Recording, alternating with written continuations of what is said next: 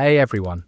Tonight we're stepping into the final chapter of Imperial China, a world of opium wars, Manchu horsemen, and the slow collapse of the world's oldest continuous civilization. We're diving deep into the Qing dynasty, the last imperial dynasty of China, where ancient traditions collided with modern realities in ways that would leave you dead, addicted, or revolutionary before sunset. So before we begin this journey through the twilight of an empire, take a moment to like the video if you enjoy these historical deep dives, and let me know in the comments where you're watching from and what time it is there. There's something beautiful about our global community gathering to explore the past together. Now dim those lights, maybe brew some tea if you have it, and let's drift back to a world that was simultaneously the most sophisticated civilization on Earth and a powder keg waiting to explode. Congratulations, you've just woken up in the year 1750 during the height of the Qing dynasty under Emperor Qianlong. The good news? You're alive in what many consider the golden age of Chinese civilization. The bad news? You're about to discover why that golden age was built on foundations of social oppression, drug addiction, and cultural stagnation that would make your daily survival a constant battle against forces completely beyond your control. Your bed isn't the comfortable sleeping arrangement you might expect in one of history's most advanced civilizations. If you're a peasant, which statistically you are since over 95% of the population worked the land, you're sleeping on a kang, a raised brick platform heated by flues connected to the kitchen fire. In theory, this provides warmth during China's brutal winters. In practice, it's like sleeping on a radiator that's either scalding hot, stone cold, or filling the room with toxic smoke, depending on how well the flues are working. The mattress is a thin layer of cotton padding covered with coarse cloth, if you're fortunate enough to own one. More likely, you're sleeping directly on reed mats with a rolled-up jacket for a pillow. The wealthy might have silk quilts and embroidered pillows, but they're dealing with their own set of problems that we'll explore later. Your room is part of a traditional courtyard house called a sahyuan, where multiple generations of your family live together in a complex of buildings arranged around a central courtyard. Privacy is non-existent. Walls are made of brick or rammed earth with paper windows that provide about as much insulation as tissue paper.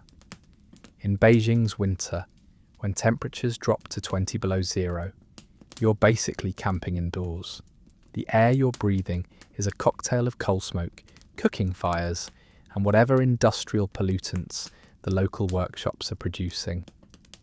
Beijing in the Qing dynasty burned massive amounts of coal for heating and cooking, creating smog that made breathing a constant health hazard. Your lungs are already coated with soot, and that's before you've even gotten out of bed. The sounds that wake you aren't birds chirping or gentle music.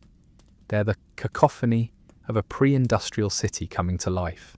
Street vendors shouting, animals being slaughtered for the morning market, chamber pots being emptied into the streets, and the general chaos of millions of people trying to survive another day without modern sanitation, transportation, or communication. You share this sleeping space with your parents, grandparents, spouse, children, and possibly a few additional relatives who have nowhere else to go. In Qing China, nuclear families are rare. Extended families live together out of necessity, not choice, because individual households can't survive economically. The concept of personal space is as foreign as the concept of individual rights. Your clothes hang on wooden pegs or lie folded in a simple wooden chest. If you're lucky, you own 2 outfits, one for work and one for special occasions. If you're not lucky, you own one outfit that serves all purposes until it literally falls apart from wear and repeated washing. This is how your day begins in the Qing dynasty. Cold, crowded, smoky, and uncomfortable. And this is just your bedroom. Wait until you experience what passes for hygiene in the world's most sophisticated civilization. You've managed to crawl off your brick sleeping platform without freezing to death or suffocating on coal smoke, which in the Qing dynasty counts as a successful start to the day. But now nature calls, and in imperial China, answering that call involves navigating a system of sanitation that's simultaneously more advanced and more disgusting than anything you've ever imagined. If you're a peasant in the countryside, your bathroom is a pig pen, literally. Chinese farmers discovered centuries ago that pigs will eat human waste, which solves two problems at once: waste disposal and pig feeding. Your morning routine involves squatting over a trough while pigs snort and grunt below you, waiting for breakfast. It's efficient, environmentally sustainable, and absolutely revolting. In cities, the system is more sophisticated, but arguably more dangerous. Beijing has an elaborate network of public latrines connected to collection systems that employ thousands of night soil men who collect human waste for use as fertilizer. Every morning, these workers navigate the city with wooden carts, collecting the contents of public and private latrines to sell to farmers outside the city walls. This creates a thriving economy based entirely on human excrement. Night soil men are organised into guilds with territorial rights, pricing structures, and professional standards. The best quality waste, from the households of wealthy merchants and officials, commands premium prices because rich people's diets produce more nutritious fertilizer. But here's the terrifying part. This system contaminates everything. The same workers who collect human waste also work in food preparation, water delivery, and other essential services. Hand washing isn't common, soap is expensive and ineffective, and the concept of germs won't be understood for another century. Public latrines in Beijing are communal affairs where dozens of people squat side by side over trenches that drain into collection pits. Privacy is minimal, conversation is expected, and the smell is indescribable. These facilities breed cholera, dysentery, typhoid, and other waterborne diseases that kill thousands every year. If you're wealthy enough to have a private latrine, you're dealing with different but equally serious problems. Your waste is collected by servants who are at the bottom of the social hierarchy and die young from exposure to diseases transmitted through human excrement. The wealthy literally live longer because they can afford to pay other people to handle their shit. Toilet paper exists in China. It was invented there, but it's made from coarse materials that are more likely to cause injury than provide comfort. Most people use corn cobs, smooth stones, or their left hand followed by a rinse with whatever water is available. The social implications of bathroom use are complex and revealing. Confucian ethics demand that you show respect to your elders, which means waiting your turn at the family latrine according to strict hierarchical order. Children use the facilities last, often leading to accidents that create additional sanitation problems. And during winter in northern China, using outdoor latrines becomes a potentially fatal experience. Frostbite, exposure, and falls on icy paths kill people regularly. Some families keep chamber pots indoors during the coldest months, but emptying them requires venturing outside anyway. The Qing dynasty bathroom experience reveals the central paradox of Chinese civilization. Incredible sophistication in some areas coupled with appalling conditions in others. The same society that invented toilet paper, created efficient waste collection systems, and understood the agricultural value of human fertilizer also forced people to risk their lives just to relieve themselves. You've survived the morning bathroom adventure without contracting cholera or being eaten by pigs, which puts you ahead of a significant percentage of the Qing dynasty population. Now it's time for breakfast, and if you're expecting the diverse, flavourful cuisine that represents Chinese food today, prepare to be disappointed. Qing Dynasty. Breakfast is about survival, not satisfaction, and the social rules surrounding food are more complex than the recipes. If you're a farmer, which again you probably are, your morning meal consists of a bowl of rice gruel called zhou, assuming rice is available in your region. In northern China, where rice doesn't grow well, you're eating millet, sorghum or wheat porridge that tastes like liquid cardboard with the nutritional value of sawdust. This gruel is made by boiling grain in water until it becomes a thin, grey paste that provides calories but little else.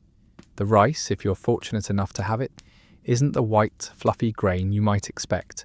It's brown rice mixed with husks, stones, and whatever insects happen to be in the storage containers. Milling technology exists but is expensive, so most people eat partially processed grain that damages teeth and provides minimal nutrition. Your porridge might be flavoured with pickled vegetables, cabbage, radishes, or turnips that have been fermented in salt brine for months. The fermentation process preserves vegetables through the winter and adds some vitamins to an otherwise deficient diet, but it also makes everything taste like sour, salty disappointment. Fresh vegetables are available only during harvest season, and even then, the best produce goes to urban markets where wealthy families can afford to pay premium prices. Tea exists and is becoming increasingly popular, but it's still a luxury item for most people.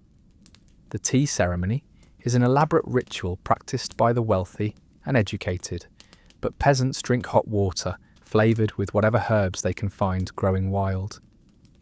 Green tea, black tea, and oolong are expensive and often adulterated with cheaper materials or stored improperly, leading to bitter, unpalatable brews. If you're very lucky, you might have some tofu, which the Chinese invented and which provides essential protein. But tofu production requires soybeans, time, and equipment that most families can't afford. What passes for protein in most peasant diets comes from insects, small fish, and eggs when chickens are laying. Meat is reserved for festivals, weddings, and funeral banquets. Milk and dairy products are virtually unknown in most of China because the population is largely lactose intolerant, and dairy farming isn't part of traditional agricultural systems. This creates chronic calcium deficiency that leads to weak bones, tooth loss, and other health problems that compound the effects of malnutrition. Breakfast is eaten with chopsticks if you can afford them, or with crude wooden spoons carved from whatever materials are available. Bowls are made of clay, wood, or cheap porcelain that chips easily and harbours bacteria. The wealthy eat from fine porcelain and lacquerware, but even they face food safety issues because refrigeration doesn't exist and spoilage is constant. The social hierarchy surrounding food is rigid and unforgiving. Men eat first, then women, then children, with the best portions going to whoever holds the highest status in the household. Women often go without adequate food to ensure their husbands and sons have energy for physical labour, leading to malnutrition, anemia, and complications during pregnancy. But here's what makes Qing Dynasty food culture particularly disturbing. The opium trade is beginning to contaminate the food supply. Opium poppies are increasingly grown on agricultural land that should be producing food crops, and opium addiction is starting to affect food distribution networks. We'll explore this crisis in detail later, but even breakfast carries the seeds of imperial collapse. Your morning meal in the Qing dynasty isn't nourishment. It's a daily reminder that survival depends on social status, seasonal variations, government policies, and forces completely beyond your control. You eat what you can get when you can get it, and you're grateful if it doesn't kill you immediately. You've choked down your bowl of rice gruel and pickled vegetables, assuming your family could afford rice this week. Now it's time to get dressed, and in the Qing dynasty, clothing isn't just about covering your body or staying warm. It's a complex system of social communication, political compliance, and cultural identity that could get you arrested, beaten, or executed if you make the wrong choices. The Qing dynasty was ruled by the Manchus, a nomadic people from northeastern China who conquered the Ming dynasty in 1644 and imposed their cultural practices on the entire population. This includes mandatory hairstyles and clothing regulations that serve as daily reminders of foreign domination and political submission. If you're a man, the most important part of getting dressed isn't putting on clothes, it's maintaining your queue, the Manchu-style hairstyle that all Chinese men are required to wear by law. Your head is shaved except for a long braid at the back, which must be kept clean, properly braided, and long enough to satisfy government inspectors. Cutting your queue is considered treason and is punishable by death. Growing it improperly can result in beatings, fines, or imprisonment. This hairstyle is not just humiliating, it's dangerous. The queue makes it easy for authorities to grab and control you, serves as a visible sign of submission to Manchu rule, and requires daily maintenance that takes time and effort most people can't afford. But refusing to wear it means execution. So every morning begins with the degrading ritual of braiding your symbol of subjugation. Women's hairstyles are equally regulated, but focus on demonstrating virtue, marital status, and social class. Unmarried women wear simple styles. Married women, elaborate arrangements that require hours to construct and maintain. And widows are expected to adopt modest styles that reflect their diminished status. Hair ornaments, when they can be afforded, indicate wealth and social position, but wearing ornaments above your station can result in criminal charges. Clothing follows equally strict regulations. The colour, fabric, style, and decorations of your garments are dictated by government sumptuary laws that specify exactly what each social class is permitted to wear. Yellow is reserved for the emperor and immediate imperial family. Bright colours like red and purple indicate high status. Common people wear blue, brown, grey or white, colours that hide dirt and reflect their low position in society. If you're a peasant, your outfit consists of a cotton or hemp jacket and trousers that have been patched, repatched, and patched again until more of the garment is patches than original fabric. The cloth is coarse, undyed, and provides minimal protection against cold, heat, or moisture. In winter, you layer multiple garments made from the same rough materials, creating bulk without warmth. Shoes are a particular nightmare. If you can afford them, they're made of cloth with thin wooden or straw soles that fall apart in wet weather and provide no protection against stones, thorns, or the human and animal waste that flows through city streets. Most people go barefoot for much of the year, leading to cuts, infections, and parasitic diseases that enter through the feet. The wealthy wear silk robes with elaborate embroidery, but even they must follow strict guidelines about what patterns, colours, and decorations are appropriate for their rank. Dragon motifs are reserved for the imperial family. Phoenix patterns indicate imperial consorts. Geometric designs reflect official rank. Wearing the wrong pattern can be interpreted as a claim to status you don't possess, leading to charges of sedition. Undergarments are minimal and uncomfortable. There's no elastic, no modern fabrics, and no consideration for hygiene or comfort. Everything is held together with ties, buttons made from bone or wood, and hope. Women bind their breasts with strips of cloth and endure foot binding, a practice we'll examine in horrifying detail later. Laundry is a nightmare that makes getting dressed even more challenging. Clothes are washed in rivers or public washing areas using harsh soap made from plant ash and animal fat.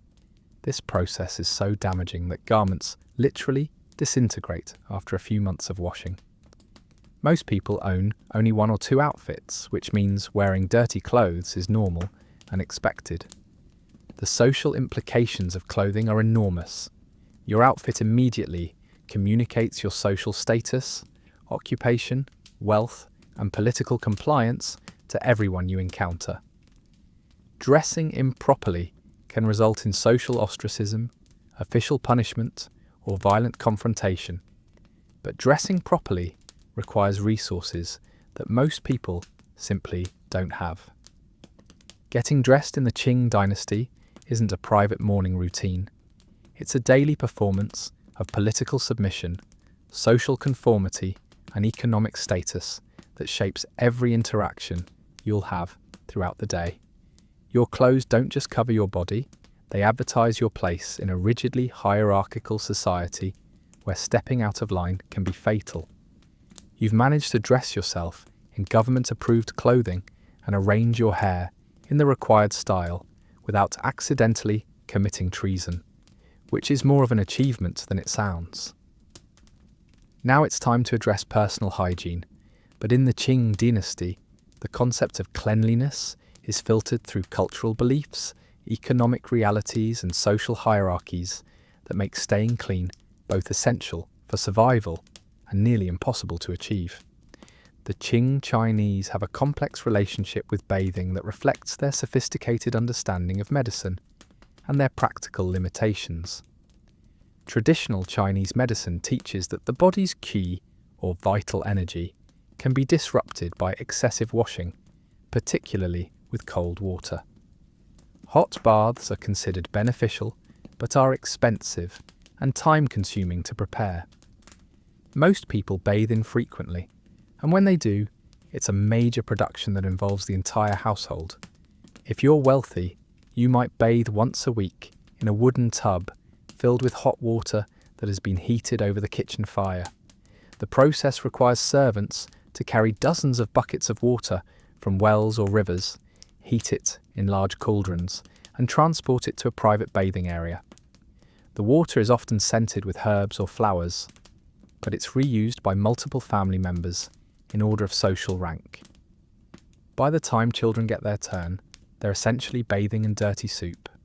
If you're poor, which again you probably are, bathing means standing in a courtyard while someone pours cold water over you from a bucket. This happens maybe once a month during warm weather and almost never during winter. The soap is harsh, made from plant ash and animal fat, and strips skin of natural oils while providing minimal cleaning power. Hair washing is particularly challenging because it requires enormous amounts of hot water and specialized preparations. Wealthy women use expensive shampoos made from soap berries, rice water, and herbal extracts, but the process takes hours and requires multiple servants. Poor women simply rinse their hair with whatever water is available and use wooden combs that often break teeth or pull out clumps of hair.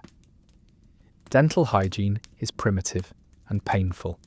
Toothbrushes made from hog bristles exist, but are expensive and rough enough to damage gums and teeth. Most people clean their teeth by chewing on willow twigs, rubbing them with salt or ground charcoal, or simply rinsing with tea or wine. By age 30, most people have lost several teeth to decay, infection, or mechanical damage from poor cleaning techniques. The wealthy practice elaborate dental care rituals involving gold wire, false teeth made from carved ivory or animal bones, and expensive herbal preparations that are supposed to prevent decay. But even they suffer from chronic dental problems because sugar is becoming more available through international trade, and the connection between sugar consumption and tooth decay isn't understood. Personal grooming reflects social status in complex ways. Wealthy men cultivate elaborate moustaches and beards using oils, combs, and styling techniques that require significant time and expense. They also grow their fingernails to extraordinary lengths as a sign that they don't perform manual labour. These fingernails are protected with gold guards and decorated with jewels, but they also make simple tasks like eating or writing extremely difficult. Women's grooming is even more elaborate and time-consuming. Wealthy women spend hours each day applying cosmetics made from lead, mercury, and other toxic substances that create the pale, otherworldly appearance considered beautiful. These cosmetics are applied in layers using brushes made from animal hair, and the process must be repeated daily because the materials don't adhere well to skin. Deodorant doesn't exist, but perfumes and scented powders are used by those who can afford them. These are made from flower petals, animal musk, and aromatic woods, but they're expensive and often overpowering. Most people simply smell like a combination of unwashed bodies, smoke, cooking odours, and whatever work they've been doing. The concept of regular clothing changes is foreign to most people.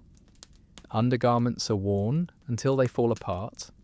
Outer garments are changed seasonally, if at all, and the idea of daily clothing changes is considered wasteful and possibly harmful to health. This creates chronic hygiene problems that contribute to skin diseases, parasitic infestations, and social tension. Personal hygiene in the Qing dynasty isn't about comfort or social acceptability. It's about demonstrating wealth, cultural sophistication, and social status. The poor are dirty because they can't afford to be clean. The wealthy are clean because they can afford servants to help them maintain appearances that require constant effort and expense. But even the wealthy face hygiene challenges that would horrify modern people because the underlying technology and understanding simply don't exist to create truly sanitary conditions. Everyone, regardless of social status, lives with smells, diseases, and discomfort that are accepted as normal parts of human existence. You've achieved the maximum level of cleanliness possible in the Qing dynasty, which is to say, you've rinsed your face with questionable water and run a wooden comb through your hair without losing too much of it. Now it's time to head to work, and if you think the rigid social hierarchy we've discussed affects only clothing and grooming, you're about to discover how it controls every aspect of economic life in ways that would make medieval European serfdom look like economic freedom. The Qing dynasty operates on a theory of social organization that divides the population into four classes: scholars at the top, followed by farmers, then artisans, and finally merchants at the bottom. This hierarchy isn't just theoretical, it's enforced by law and determines what kind of work you're allowed to do, where you're allowed to live, whom you're allowed to marry, and how you're treated by the government. If you're born into a farming family, which most people are, you're going to be a farmer for your entire life. Social mobility isn't just discouraged, it's illegal. The government needs agricultural workers to feed the empire and pay taxes. So leaving farming to pursue other occupations requires official permission that's almost never granted. You're essentially a serf bound to the land, even though you might technically own your small plot. Your workday begins before dawn and continues until after sunset, 7 days a week, with breaks only during major festivals or when weather makes outdoor work impossible. There are no labour laws, no overtime pay, no workplace safety regulations, and no retirement benefits. You work until you physically cannot work anymore, and then you become dependent on family members who are barely surviving themselves. The tools you work with are primitive and inadequate. A wooden plough pulled by an ox or water buffalo if you're fortunate, hand tools made of iron that's expensive and often poor quality, and your own physical strength. Technological improvements exist but are expensive and often prohibited by government regulations designed to maintain traditional methods and social stability. Rice cultivation, which feeds much of the empire, requires standing in flooded fields for hours at a time. These paddies are fertilized with human and animal waste, which means you're constantly exposed to cholera, dysentery, typhoid, and parasitic diseases that enter through cuts in your skin or when you accidentally ingest contaminated water. Your legs are permanently scarred from leech bites, infected cuts, and skin diseases caused by prolonged exposure to polluted water. The government takes a significant portion of your harvest in taxes, tribute, and forced sales at below-market prices. Local officials are paid through corruption rather than salaries, which means they extract additional payments through bribes, fees, and arbitrary fines. By the time you've met all government obligations, you're left with barely enough grain to feed your family through the winter. If you're not a farmer, you might be an artisan, but this comes with different forms of oppression. Craftsmen are organised into guilds that control every aspect of production: what you can make, how you can make it, where you can sell it, and how much you can charge. Innovation is discouraged because it disrupts traditional methods and threatens established interests. Metalworkers deal with furnaces that reach dangerous temperatures without adequate protective equipment. Iron and steel production involves processes that release toxic fumes, and workers regularly suffer from respiratory diseases, burns, and heavy metal poisoning. The workshops are poorly ventilated, overcrowded, and designed for production efficiency rather than worker safety. Textile workers, many of whom are women, labour in humid workshops for 12 to 16 hours a day, operating looms and spinning wheels that cause repetitive stress injuries, back problems, and eye strain. Silk production involves working with boiling water and sharp tools that cause frequent accidents. The finest silk work requires such detailed attention that many workers are blind by middle age. Porcelain production, one of China's most famous industries, involves working with toxic glazes and kilns that operate at temperatures over 2,000 degrees Fahrenheit. Workers are regularly killed by explosions, burns, and respiratory diseases caused by inhaling ceramic dust and chemical fumes. But perhaps the most oppressed workers are those involved in salt production, which is a government monopoly. Salt workers labour in conditions that are literally toxic, extracting salt from seawater or mining it from underground deposits, using methods that expose them to chemical burns, respiratory damage, and early death.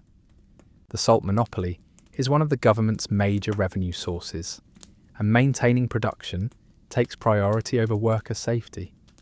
Women who work outside the home face additional challenges.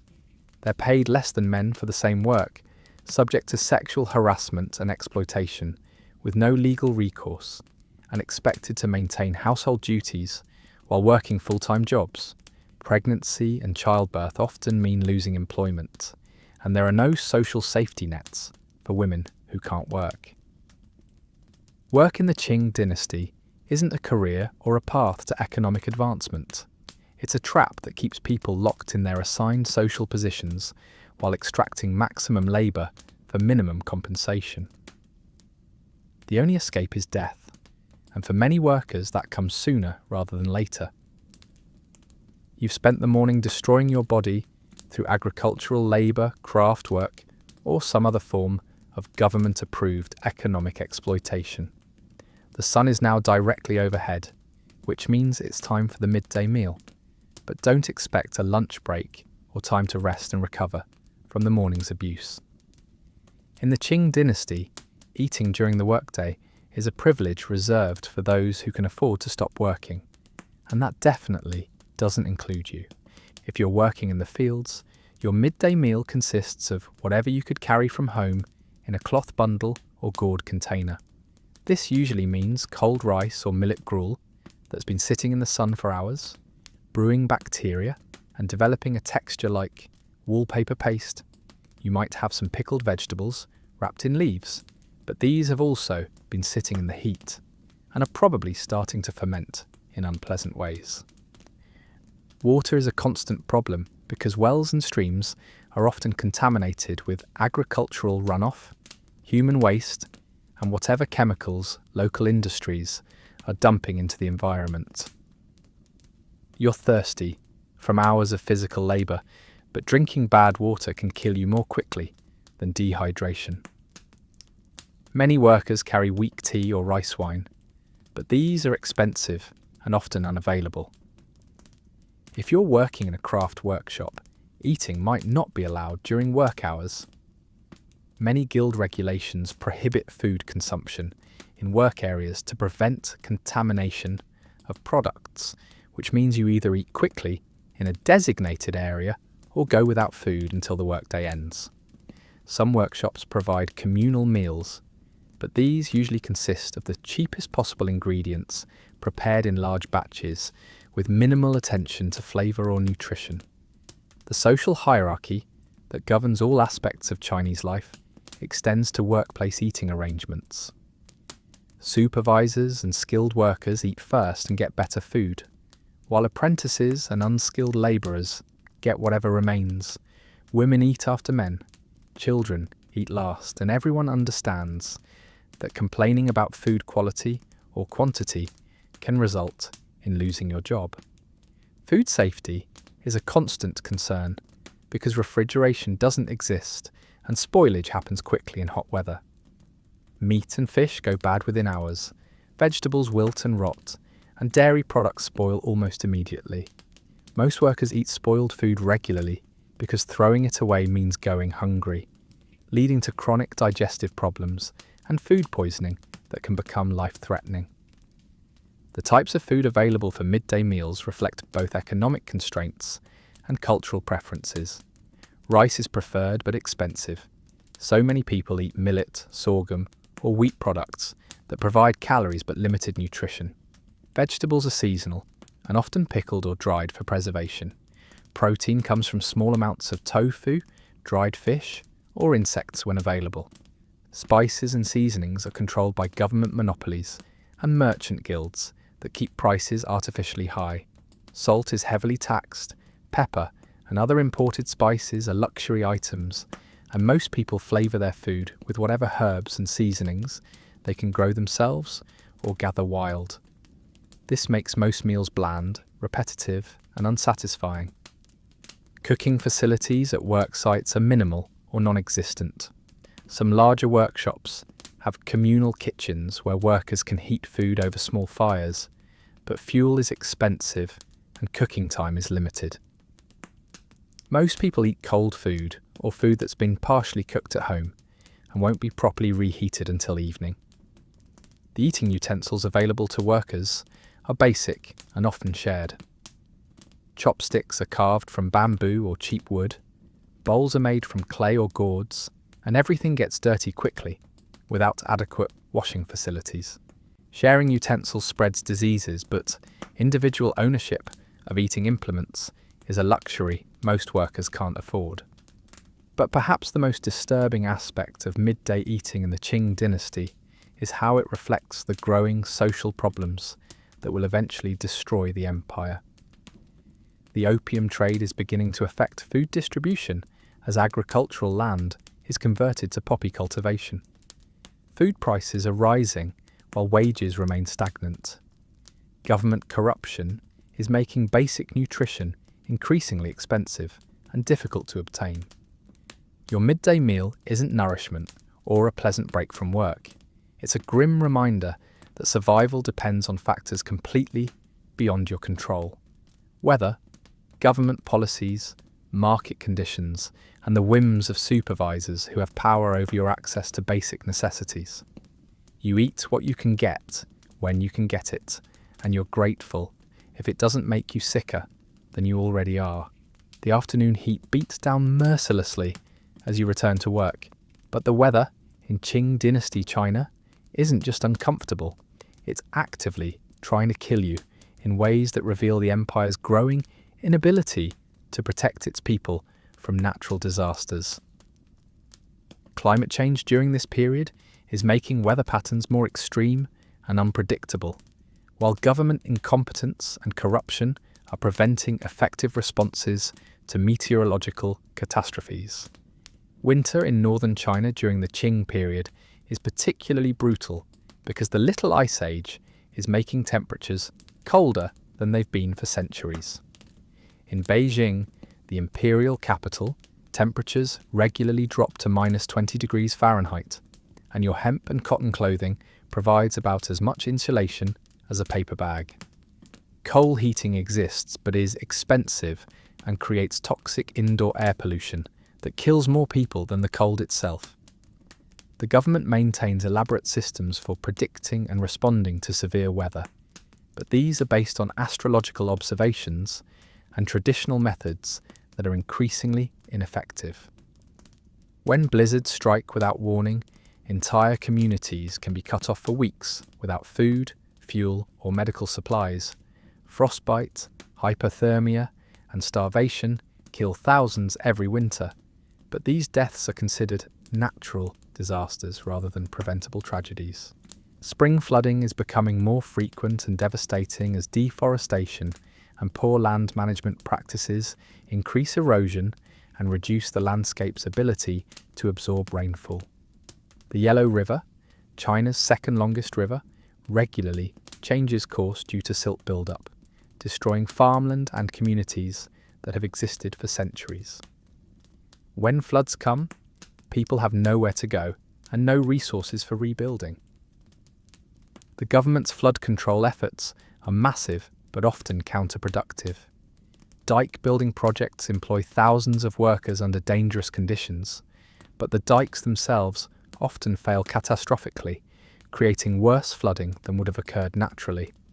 Corruption in construction projects means that materials are substandard and work is performed inadequately, leading to infrastructure failures that kill thousands. Summer heat waves are becoming more intense and deadly, with temperatures reaching levels that would be dangerous even with modern cooling technology. Without air conditioning, fans or adequate ventilation, people suffer from heat exhaustion, dehydration, and heat stroke while being forced to continue working outdoor jobs. Urban areas become heat islands where the combination of cooking fires, industrial furnaces, and human activity creates temperatures that are literally lethal. The monsoon season brings its own set of horrors. Heavy rains create perfect breeding conditions for mosquitoes that carry malaria, dengue fever, and other tropical diseases. Standing water in rice paddies and urban areas becomes contaminated with human waste and chemical runoff, creating toxic conditions that poison anyone who comes into contact with it. Drought is perhaps the most terrifying weather-related disaster because it leads directly to famine. When rains fail, crops die, livestock starve, and entire regions become uninhabitable. The government maintains grain reserves for emergency distribution, but corruption, mismanagement, and the sheer scale of the empire mean that help often arrives too late or not at all. Agricultural communities are particularly vulnerable to weather extremes because they lack the resources to adapt to changing conditions. Traditional farming methods that worked for centuries become inadequate when weather patterns shift. But innovation is discouraged by conservative social attitudes and government regulations that prioritize stability over adaptation. The psychological impact of unpredictable weather is enormous. People live in constant fear of natural disasters that can destroy their homes, kill their families, and eliminate their livelihoods without warning. This creates a fatalistic attitude toward life that affects everything from economic planning to family decisions.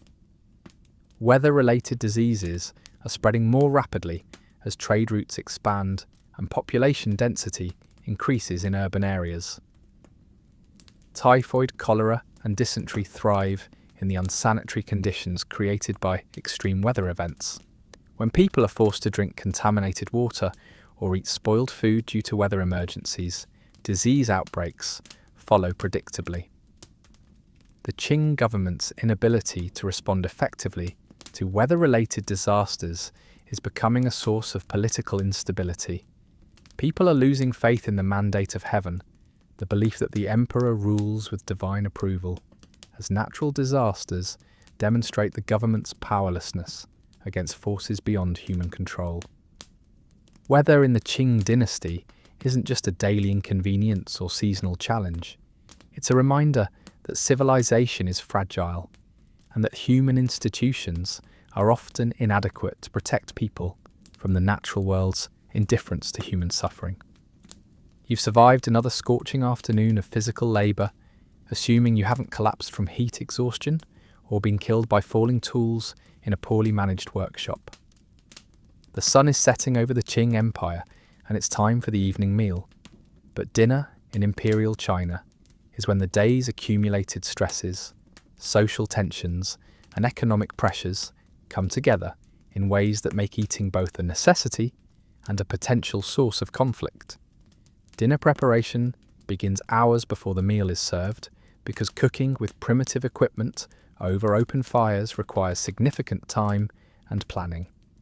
If you're a woman, which statistically you are if you're responsible for cooking, your day doesn't end when you return from whatever work you've been doing.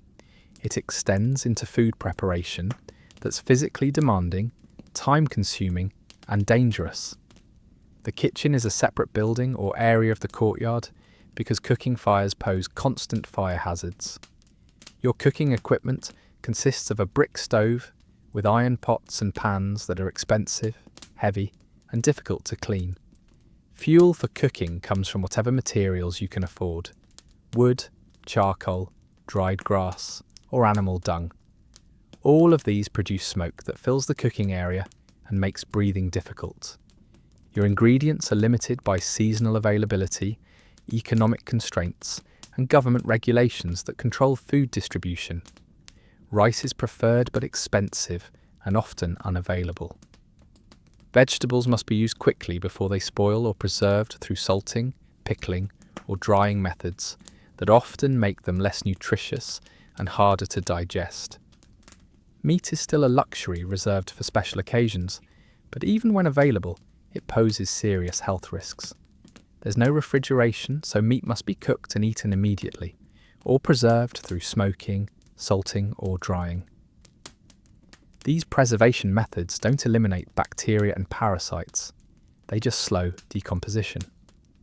Most families eat spoiled meat regularly because throwing it away means wasting precious protein. The cooking process itself is hazardous.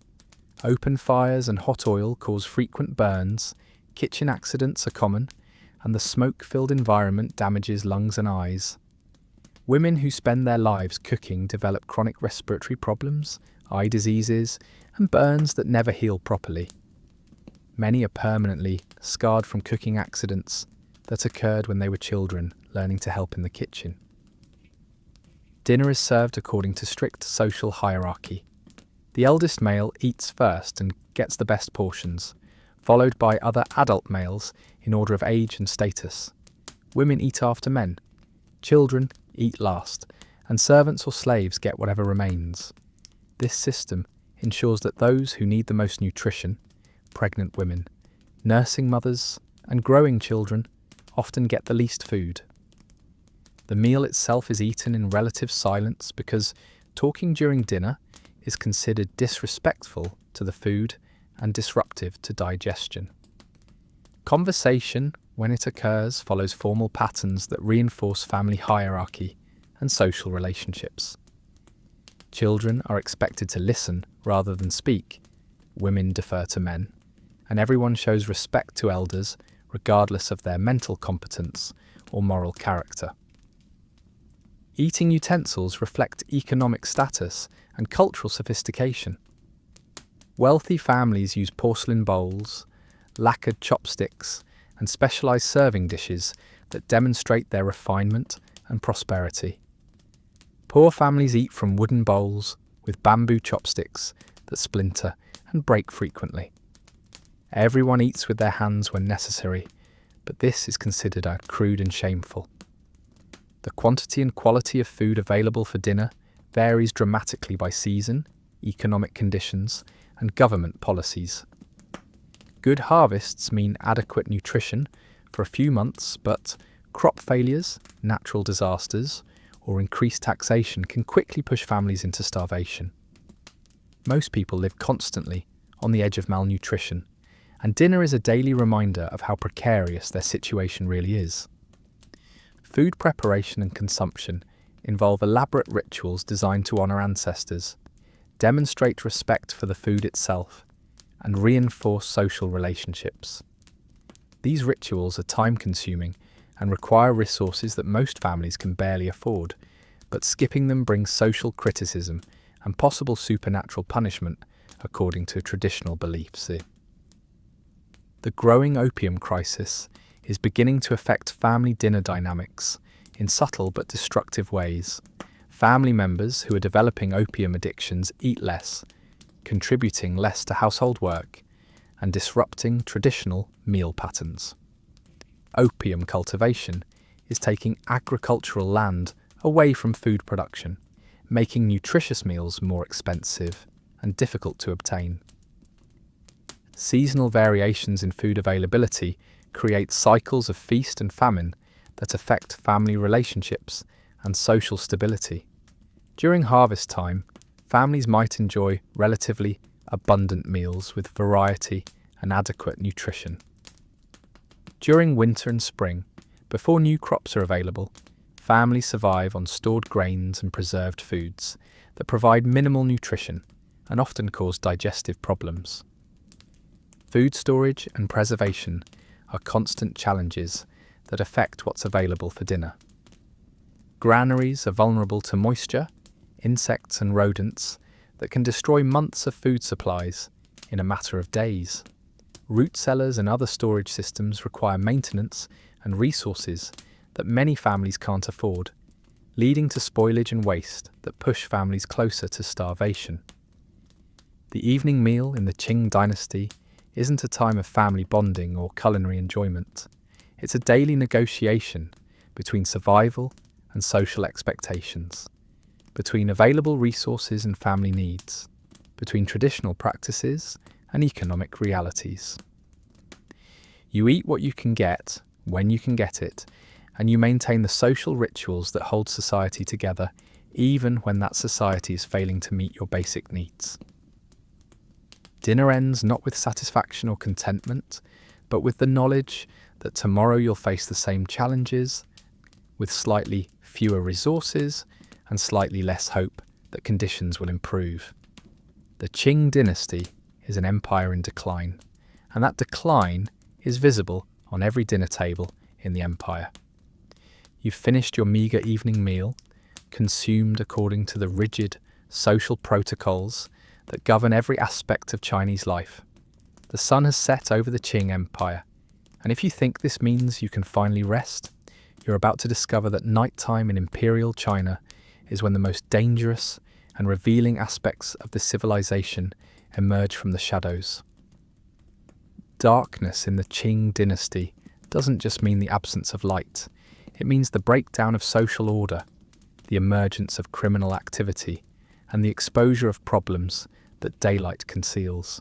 Street lighting doesn't exist except for occasional lanterns hung by wealthy merchants or government buildings. Most areas of cities and all rural locations are completely dark after sunset, creating perfect conditions for crime, accidents, and supernatural terror. The Qing government maintains elaborate systems of neighbourhood surveillance and collective responsibility designed to maintain order during nighttime hours. Every 10 households are organised into a BO unit with collective responsibility for each other's behaviour. If one family commits a crime, all 10 families can be punished.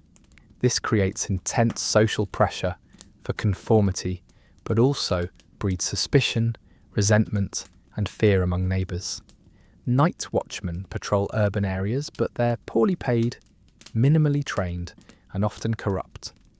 Their primary function is to report unusual activity to government officials, rather than to protect citizens from crime. They carry drums, bells, and wooden clappers to announce their presence and the time, but these sounds also alert criminals to their location and movements. Banditry is widespread and sophisticated, with organised criminal groups that control territory, collect taxes from travellers, and maintain their own systems of governance. These bandits are often former soldiers, displaced farmers, or people who have been driven to crime by economic desperation. They're well armed, familiar with local terrain, and have networks of informants in legitimate communities. Fire is a constant nighttime threat because most buildings are constructed of wood, paper, and other flammable materials.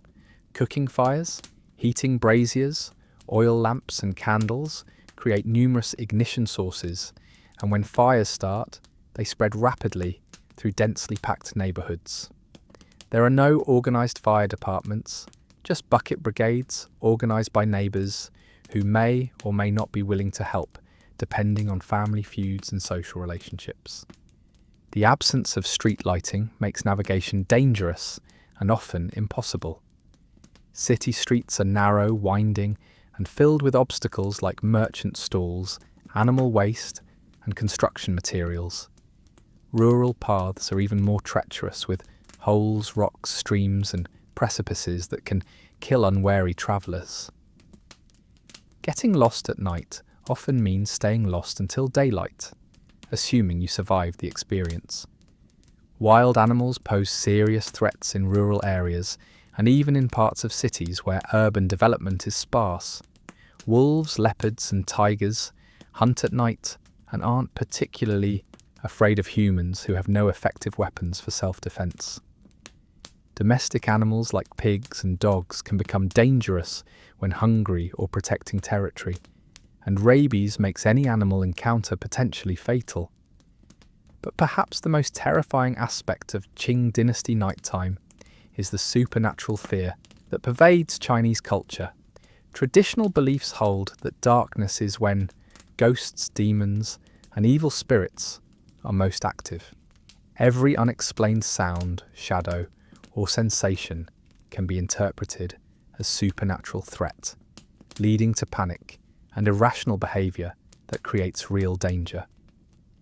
The wealthy retreat into walled compounds with armed guards, but even they aren't completely safe. Servants can be bribed or intimidated into providing access to criminals, guard loyalty can be purchased, and walls can be climbed by determined intruders. Wealth makes you a target for kidnapping, extortion, and theft, and displaying wealth makes you a target for social resentment that can turn violent. Sleep itself is fitful and interrupted because homes provide minimal security, and noise carries easily through thin walls and paper windows.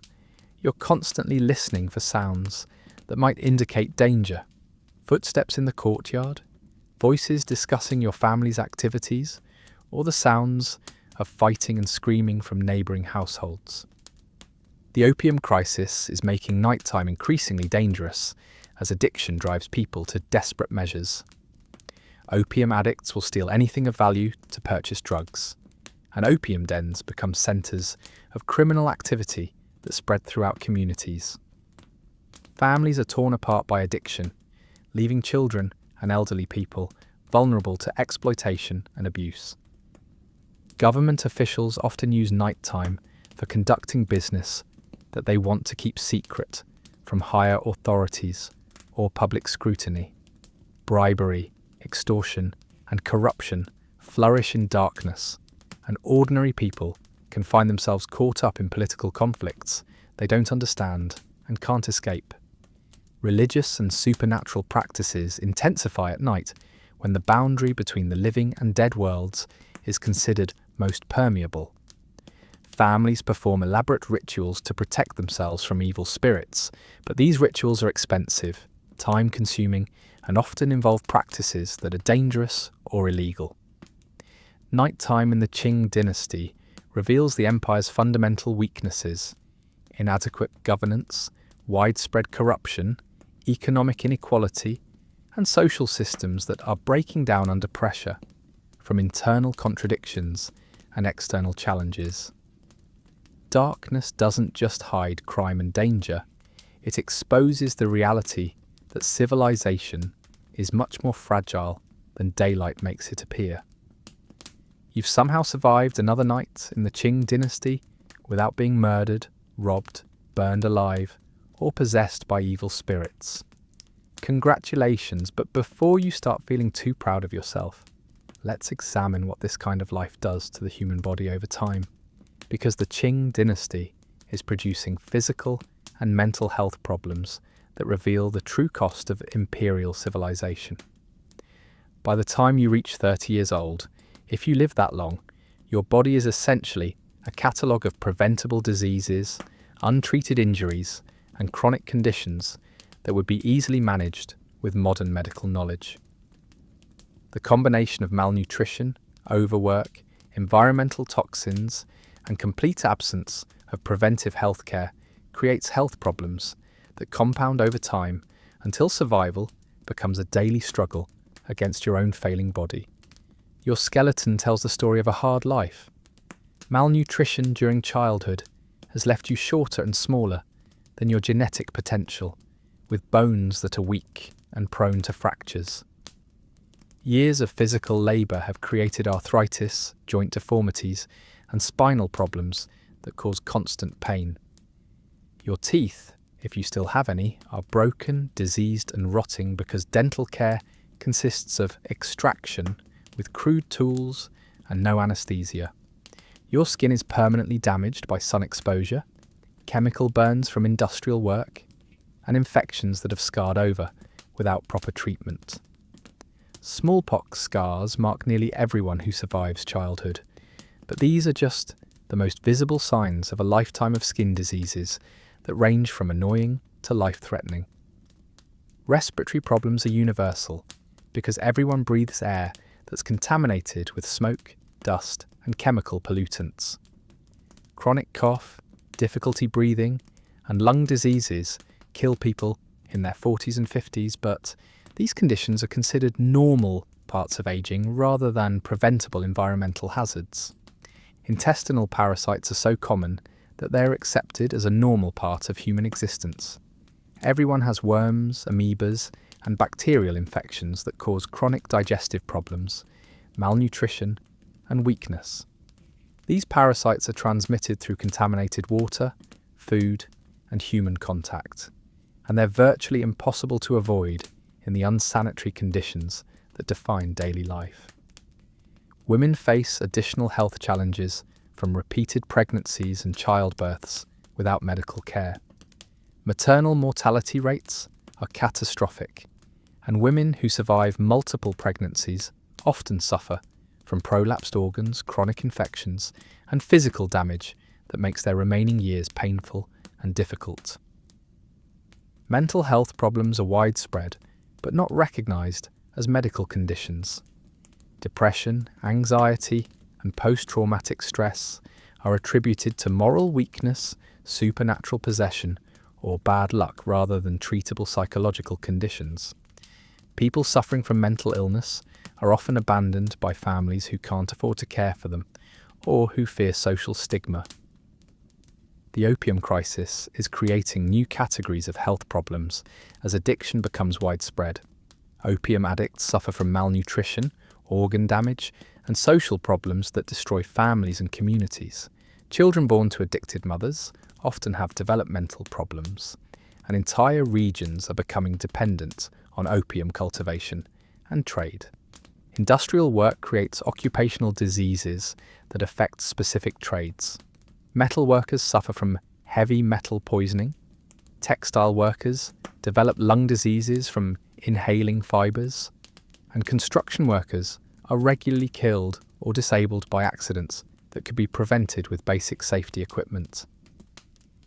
Agricultural work produces its own set of health problems.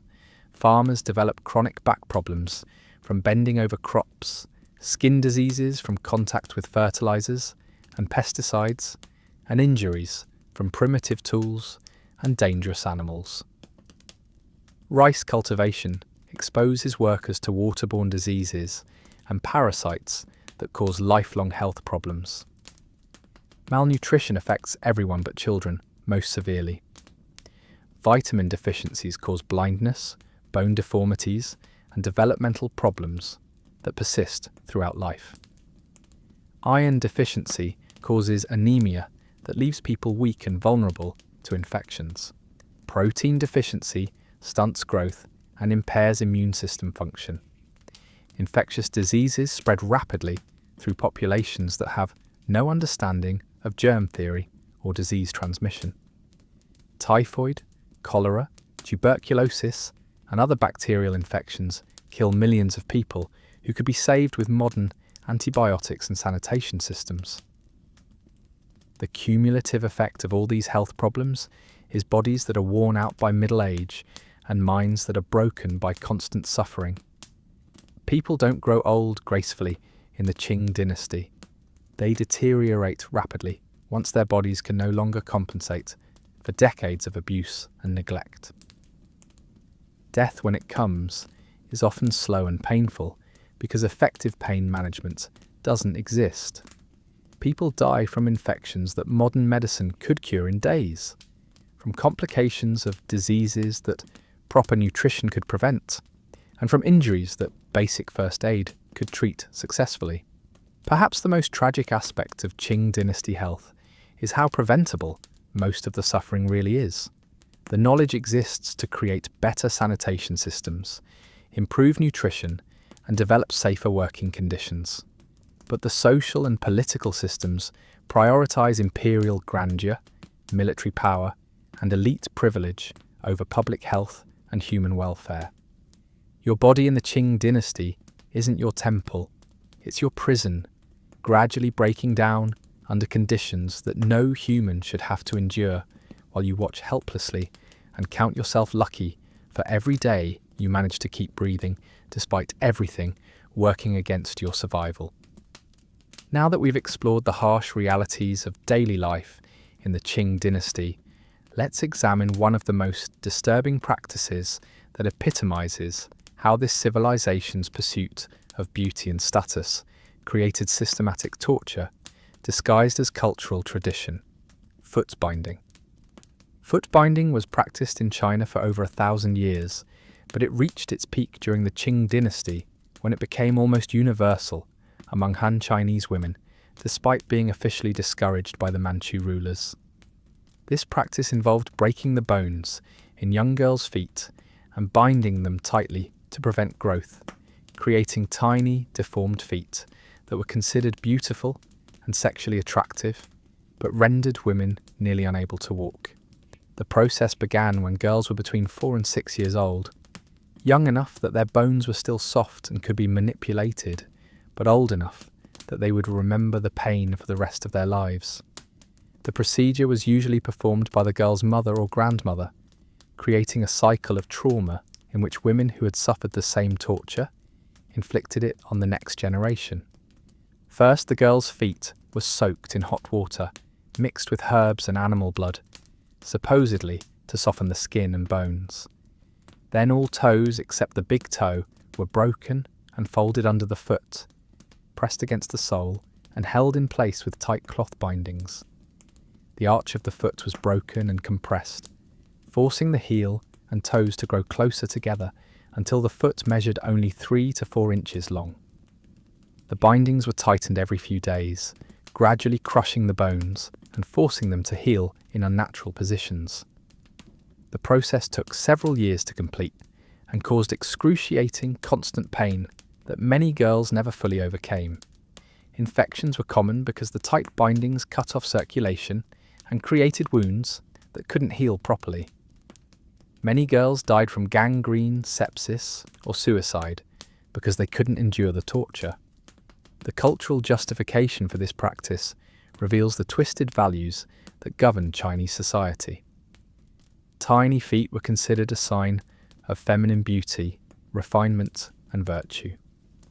Women with bound feet were more likely to make advantageous marriages because they demonstrated their family's wealth and status. Only wealthy families could afford to have daughters who couldn't work, so bound feet became a symbol of economic success. The sexual aspects of foot binding were explicitly acknowledged and celebrated in Chinese culture. Men were aroused by the sight, smell, and touch of bound feet, which were considered the most intimate and erotic part of a woman's body. Extensive literature, poetry, and art celebrated the sexual appeal of these deformed appendages, creating cultural pressure for families to mutilate their daughters to make them sexually attractive. But the practical consequences of foot binding were devastating for women's health, mobility, and independence. Women with bound feet could barely walk, requiring assistance for basic activities like climbing stairs or walking long distances. They were prone to falls and injuries because their balance was permanently compromised. Their deformed feet were constantly painful and prone to infections that could become life-threatening. The economic implications were enormous. Families invested significant resources in the binding process, specialised shoes, and care for disabled daughters, but women with bound feet couldn't perform agricultural work or most other forms of labour. This created economic pressure to marry daughters quickly to transfer the burden of their care to husbands' families. The psychological impact was equally severe. Girls who underwent foot binding learned early that their value as human beings depended on their ability to endure pain and conform to male expectations of feminine beauty. Many women suffered from chronic depression, anxiety, and feelings of worthlessness that persisted throughout their lives.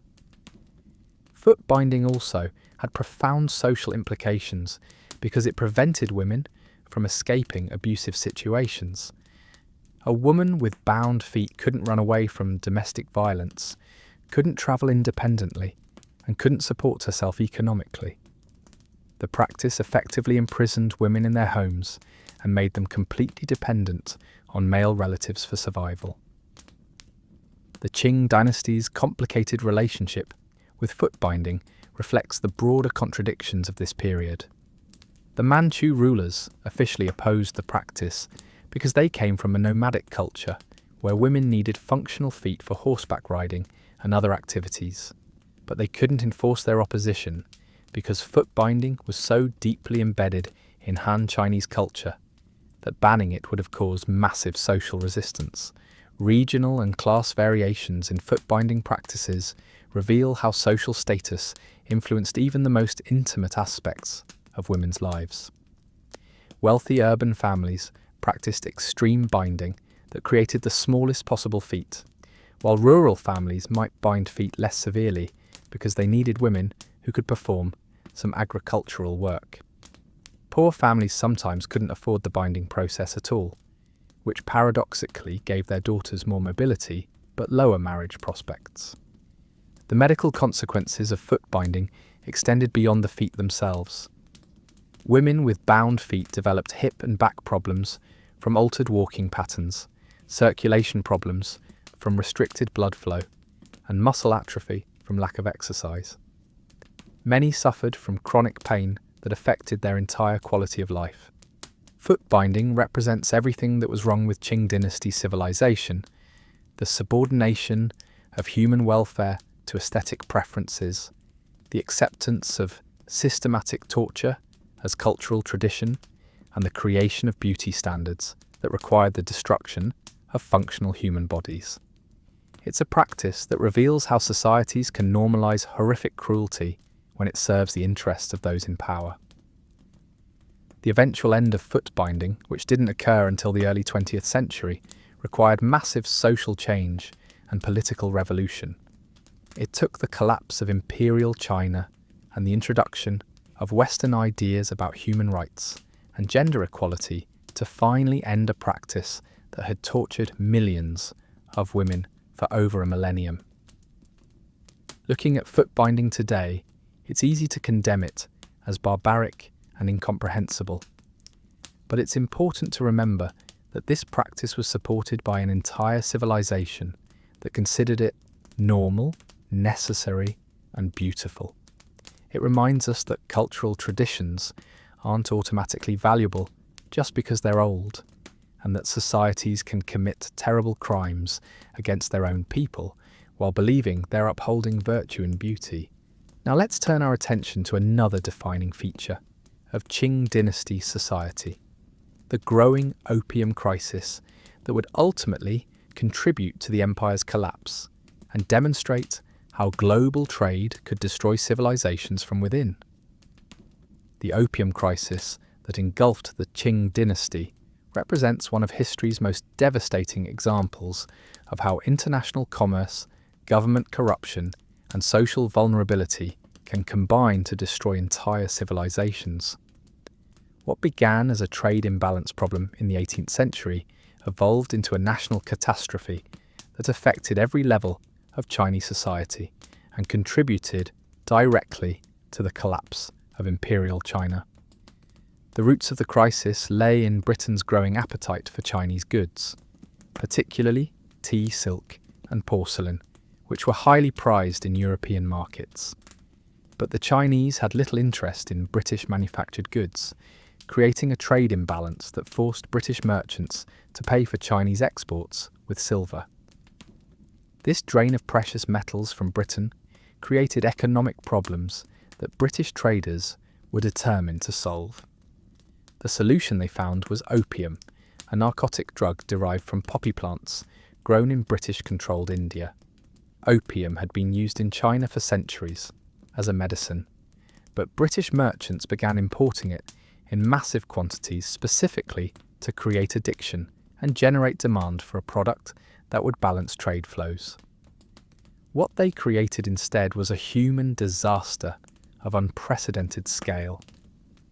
Opium addiction spread through Chinese society like a plague, but it didn't affect all social classes equally. The drug was expensive initially, so addiction first took hold among wealthy merchants, government officials, and intellectuals who could afford regular purchases. These early addicts served as role models who normalized opium use and created social networks that spread addiction throughout their communities. The physical effects of opium addiction were devastating. Users experienced euphoria and pain relief initially, but quickly developed tolerance that required increasingly large doses to achieve the same effects. Long-term use caused malnutrition, organ damage, mental deterioration, and social dysfunction that destroyed families and careers. But the social effects were even more destructive.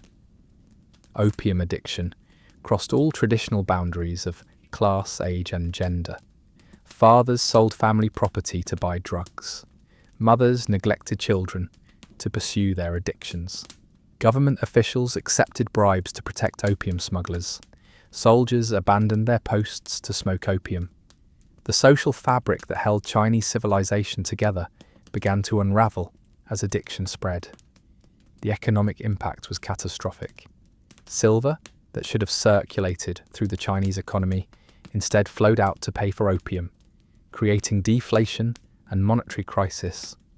Agricultural land was converted from food production to poppy cultivation, contributing to food shortages and famine.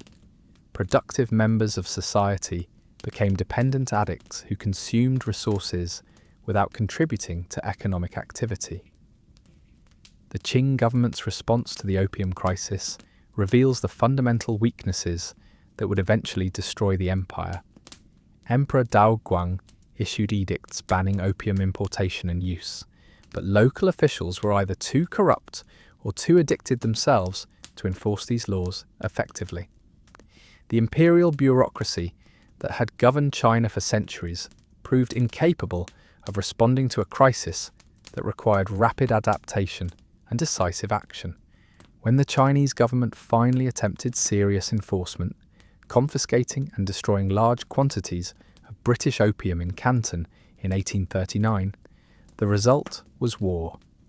The First Opium War, 1839 to 1842, demonstrated that Chinese military technology and tactics were centuries behind European developments.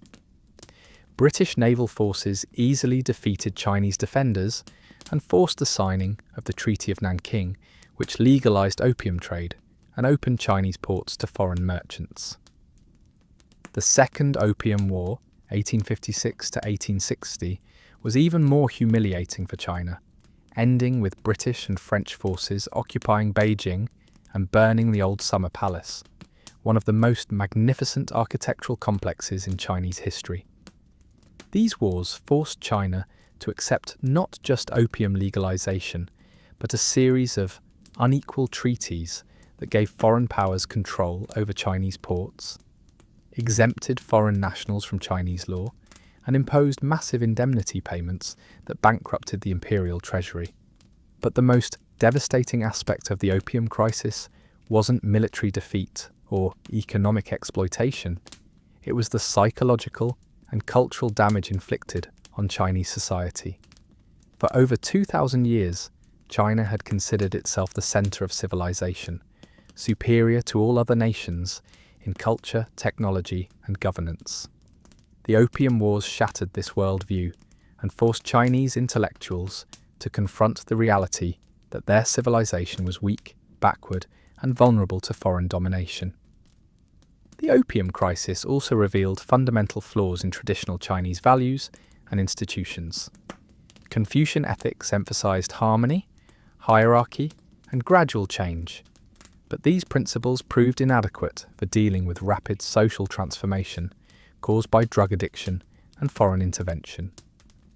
Traditional Chinese medicine had no effective treatments for opium addiction, and traditional social institutions couldn't cope with the breakdown of family relationships caused by drug abuse. By the mid-19th century, opium addiction affected an estimated 25 million Chinese people, roughly 4% of the population. Entire regions became dependent on opium cultivation and trade, creating vested interests that opposed government efforts to control the drug trade. Opium dens became fixtures in every major city, and opium smoking became normalized as a social activity rather than recognized as a medical and social crisis. The long-term consequences of the opium crisis extended far beyond the Qing dynasty. The humiliation of military defeats and forced treaties created nationalist sentiments that would influence Chinese politics for the next century. The breakdown of traditional social institutions accelerated the collapse of imperial government and contributed to decades of civil war and revolution. The economic disruption caused by opium trade set back Chinese development and contributed to the poverty and instability that plagued China well into the 20th century. The opium crisis demonstrates how global economic forces can destroy local societies when governments lack the knowledge, will, or capacity to protect their people from exploitation. It shows how addiction can be weaponized by unscrupulous traders and how social problems can cascade through interconnected systems until they threaten entire civilizations.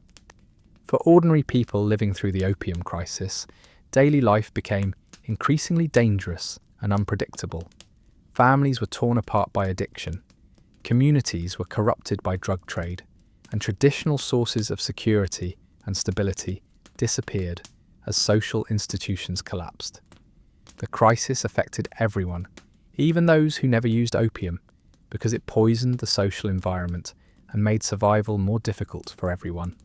The opium crisis represents the beginning of the end for imperial China, but it also represents something larger, a cautionary tale about how civilizations can be destroyed not through military conquest or natural disasters, but through the gradual erosion of social cohesion caused by problems that governments fail to address effectively. Having explored the devastating impact of the opium crisis on Chinese society, let's now examine the remarkable woman who rose to power during this period of decline and became one of history's most controversial rulers, the Empress Dowager Cixi, who ruled China for nearly half a century and presided over both the empire's final glory and its ultimate collapse. Cixi began life as Yehenara, born around 1835, into a minor Manchu noble family that was part of the ruling elite but far from the centres of power. Her early life was unremarkable, except for her intelligence, ambition, and beauty, qualities that would eventually carry her from the margins of the imperial court to absolute control over the world's most populous empire. At age 16, she was selected as a low-ranking concubine for Emperor Xianfeng, entering the Forbidden City as one of hundreds of women competing for imperial attention in a system designed to reduce women to sexual objects and baby-making machines. But Cixi was different from other concubines. She was literate, politically astute, and ruthlessly determined to survive and prosper in an environment where most women lived and died in obscurity. Her opportunity came when she gave birth to Emperor Xianfeng's only surviving son in 1856, instantly elevating her status from minor concubine to mother of the heir apparent. This wasn't just a personal triumph, it was a political masterstroke that positioned her to influence imperial policy and prepare for the day when her son would inherit the throne. When Emperor Xianfeng died in 1861, Yixi found herself in an unprecedented position. Her 5-year-old son became Emperor Tongji, but because of his age, the empire needed regents to rule in his name. The traditional system would have appointed male relatives or senior officials to serve as regents, effectively excluding Cixi from power, despite her status as the emperor's mother. But Cixi refused to accept exclusion.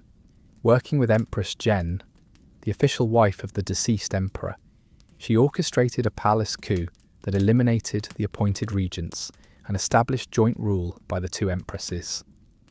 This was extraordinary because it violated every precedent in Chinese imperial history and challenged fundamental assumptions about women's roles in governance. The coup required careful planning, absolute secrecy, and flawless execution. Cixi cultivated alliances with key military commanders, court officials, and eunuchs who controlled access to the imperial palace.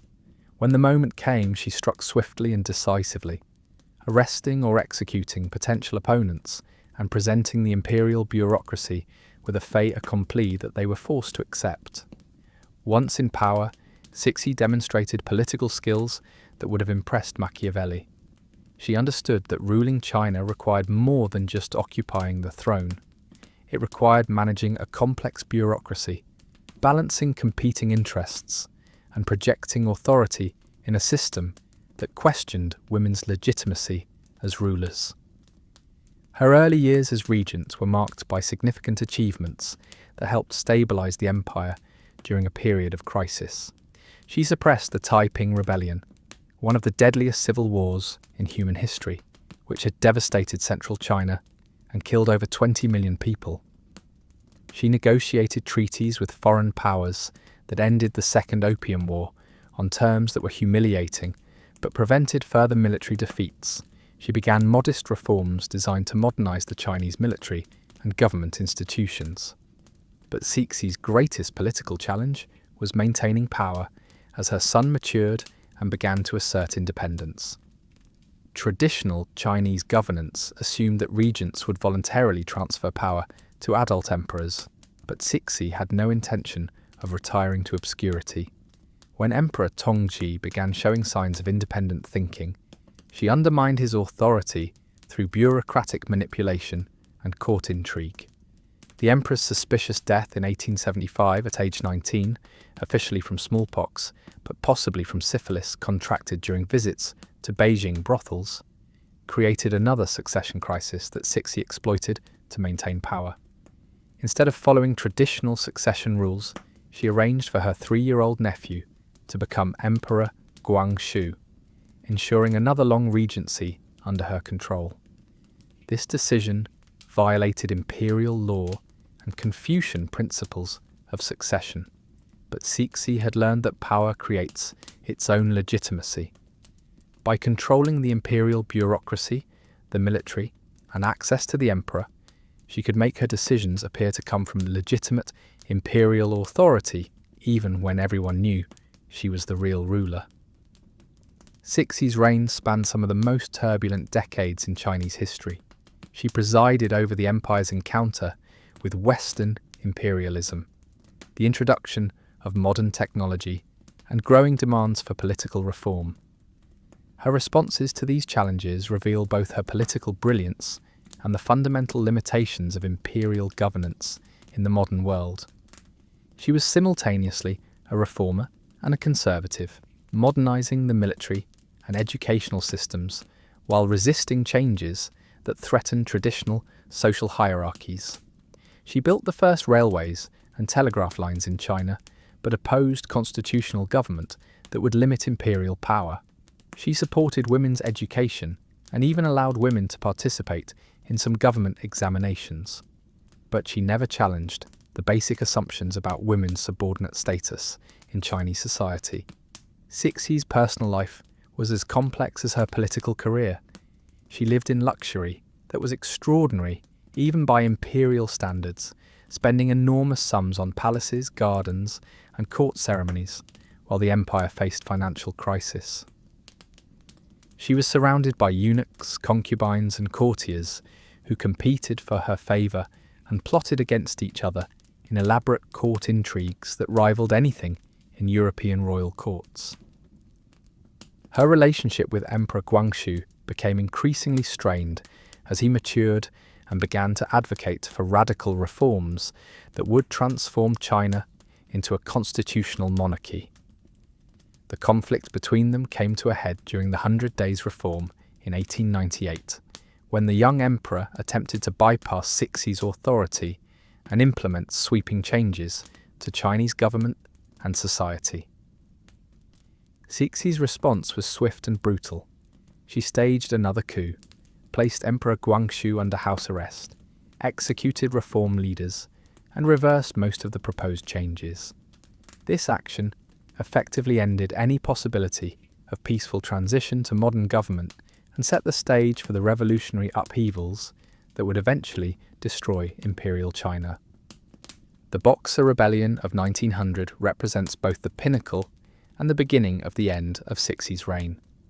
When anti-foreign militants began attacking Western missionaries and Chinese Christians, Cixi initially supported them as a way to resist foreign pressure. But when the rebellion spiraled out of control and foreign armies marched on Beijing, she was forced to flee the capital in disguise, abandoning the Forbidden City to foreign occupation. Cixi's ability to survive this humiliation and return to power demonstrates her remarkable political resilience, but it also reveals the empire's fundamental weakness. China's inability to resist foreign intervention, suppress domestic rebellion, or implement effective reforms showed that imperial government was obsolete in the modern world. In her final years, Cixi attempted to implement reforms that might have saved the empire if they had been introduced decades earlier. She abolished the traditional examination system, established modern schools, created elected assemblies, and even promised eventual constitutional government. But these changes came too late and were too limited to address the fundamental problems facing Chinese society. Cixi died in 1908, just one day after Emperor Guangxu's mysterious death, which many suspected she had arranged to prevent him from reversing her policies. Her death marked the end of effective imperial government in China and set the stage for the 1911 revolution that would end over 2,000 years of imperial rule. Cixi's legacy is complex and controversial. She was one of the most powerful women in history, ruling the world's most populous empire for nearly 50 years, and demonstrating that women could exercise political authority as effectively as men. But she was also an autocrat who suppressed reform movements, maintained oppressive social systems, and failed to prepare China for the challenges of the modern world. Her story illustrates both the possibilities and limitations of individual agency in historical change. Cixi proved that extraordinary individuals could rise above the constraints of their social positions and reshape entire civilizations. But she also demonstrated that even the most capable leaders couldn't overcome the structural problems that made imperial government incompatible with modern economic, social, and political realities. The Empress Dowager Cixi represents the final chapter of imperial China, a brilliant and ruthless leader who extended the life of a dying system but couldn't ultimately save it from the forces of change that were transforming the world around it. Now, as we near the end of our journey through the Qing dynasty, let's explore the final collapse of this ancient empire and reflect on what we can learn from watching the world's oldest continuous civilization finally succumb to forces it could neither understand nor control. The collapse of the Qing dynasty wasn't a sudden event, but a gradual disintegration that stretched over several decades and touched every aspect of Chinese society. By the early 20th century, the empire faced multiple crises simultaneously: financial bankruptcy, military weakness, social upheaval, foreign intervention, and loss of popular legitimacy that made effective governance impossible.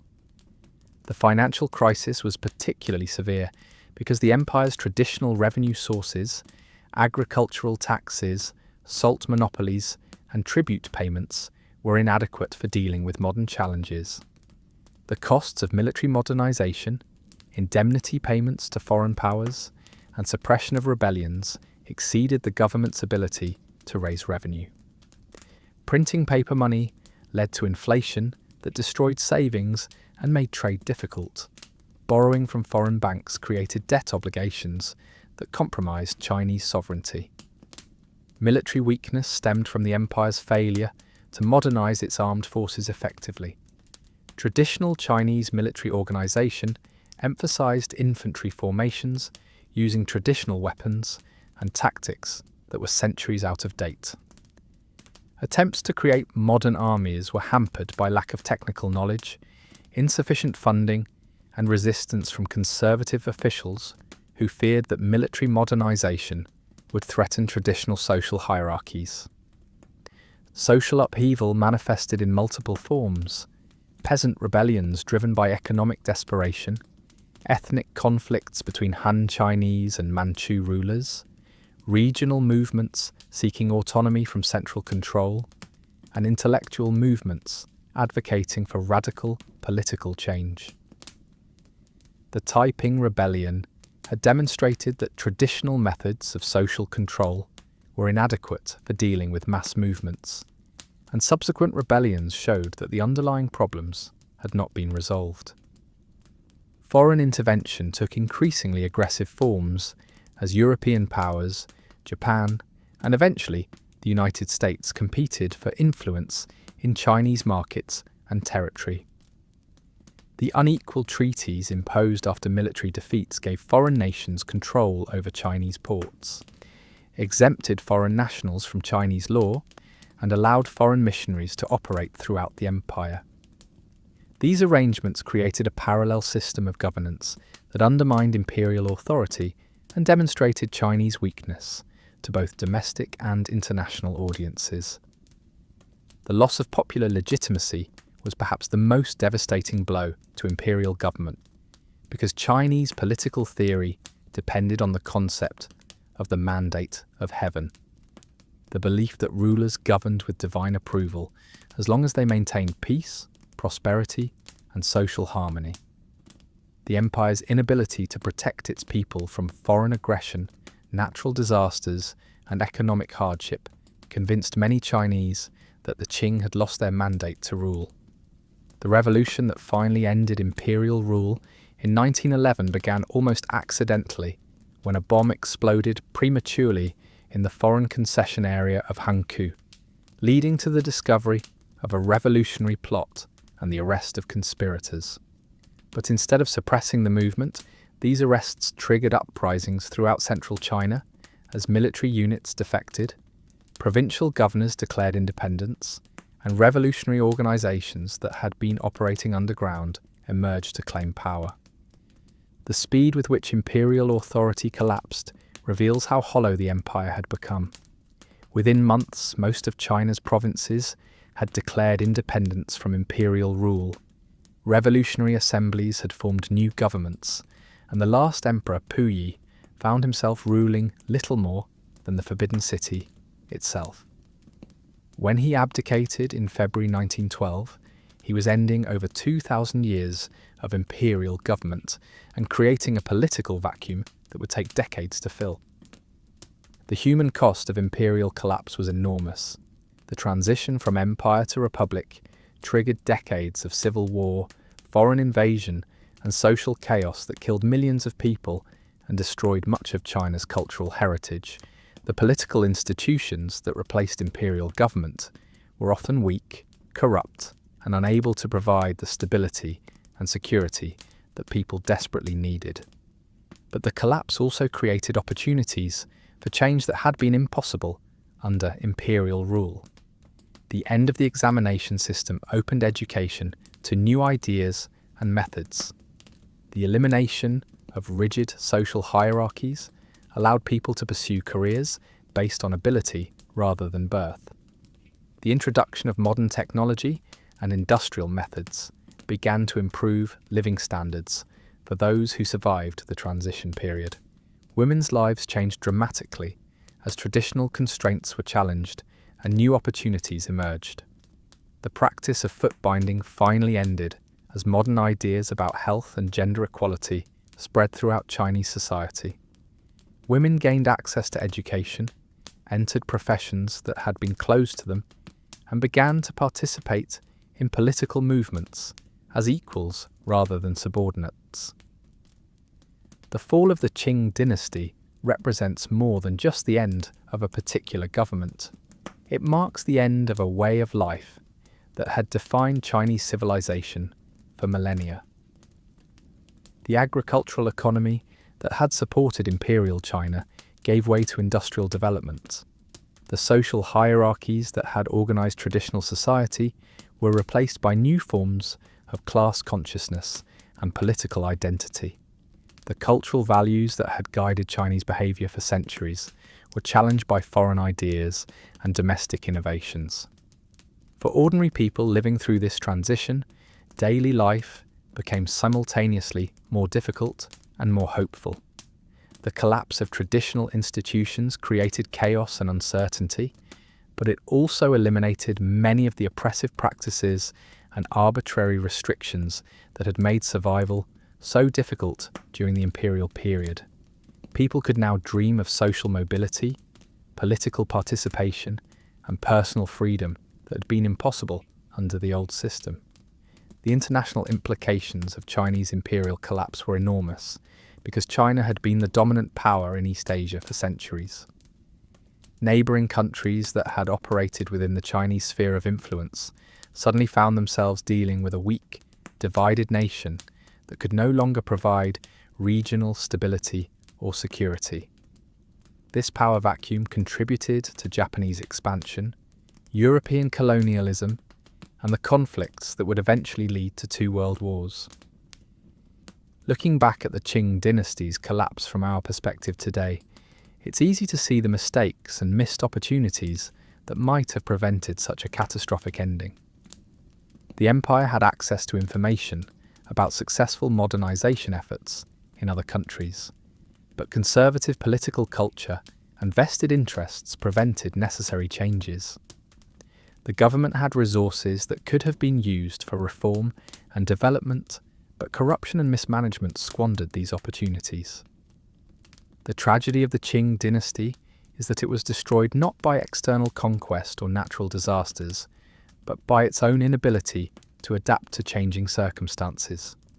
The same characteristics that had made Chinese civilization successful for centuries — respect for tradition, emphasis on stability, resistance to rapid change — became liabilities when rapid adaptation became necessary for survival. The people whose daily lives we've explored throughout this journey were the ultimate victims of imperial collapse. They had endured centuries of oppression, exploitation, and suffering while creating one of history's greatest civilizations. When that civilization finally crumbled, they paid the price in blood, chaos, and uncertainty, while others debated how to rebuild their shattered world. But they also became the beneficiaries of change that eliminated many of the worst features of traditional society. The end of imperial rule meant the end of foot binding, the examination system, hereditary social status, and many other practices that had caused enormous human suffering. The chaos of transition was terrible, but it led eventually to improvements in education, healthcare, economic opportunity, and individual freedom that improved the lives of millions of people. The collapse of the Qing dynasty reminds us that no civilization, no matter how ancient or successful, is permanent or guaranteed to survive. It shows us how quickly established institutions can crumble when they lose the ability to meet people's needs and adapt to changing circumstances. But it also demonstrates the resilience of human beings and their capacity to survive even the most catastrophic changes and build better societies from the ruins of failed systems. As we conclude our journey through the Qing dynasty, we've seen how ordinary people lived, worked and died in a civilization that was simultaneously magnificent and terrible. We've explored the daily realities of survival in a world where beauty and brutality were inseparably linked, where human achievement and human suffering existed side by side, and where individual lives were shaped by forces far beyond their control. The people of the Qing dynasty created art, literature, philosophy, and technology that still influence the world today. They built cities, developed agriculture, and maintained social institutions that supported hundreds of millions of people for over 2.5 centuries. Their achievements deserve our admiration and respect, even as we acknowledge the enormous human costs that made those achievements possible. But perhaps the most important lesson we can take from their story is that human beings are capable of surviving and even flourishing under the most difficult circumstances. The people whose lives we've explored today endured hardships that would defeat most of us, yet they found ways to create meaning, beauty, and happiness even in the midst of suffering. They remind us that every generation faces challenges that seem insurmountable at the time, but that human ingenuity, resilience, and determination can overcome even the most serious obstacles. The problems that destroyed the Qing dynasty, corruption, inequality, resistance to change, failure to adapt to new circumstances, are problems that every society faces in some form. How we respond to these challenges determines whether our civilization thrives, survives, or joins the Qing dynasty in history's catalogue of failed experiments.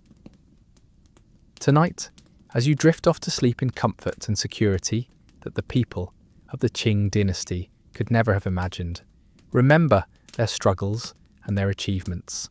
Remember that the freedoms you enjoy, the opportunities you have, and the security you take for granted were built on the foundation of their suffering and sacrifice. Remember that civilization is fragile and requires constant effort to maintain and improve. Remember that the choices we make today about how to treat each other, how to organize our societies, and how to respond to challenges will determine what kind of world we leave for future generations. And remember that we are all connected to the people of the Qing dynasty through an unbroken chain of human experience that stretches back through centuries of struggle, achievement, and hope. In understanding their story, we better understand our own. In honouring their memory, we honour the ongoing human journey from darkness toward light. The Qing dynasty is gone, but its lessons remain. Sleep well, and dream of silk roads and forbidden cities, of emperors and peasants, of a civilization that created both profound beauty and profound suffering, and of the countless individuals whose names we'll never know, but whose lives made everything else possible. Good night, and remember, we are all part of the same long story of human struggle and achievement that began in the rice paddies and imperial palaces of ancient China, and continues in the choices we make today about what kind of world we want to create together.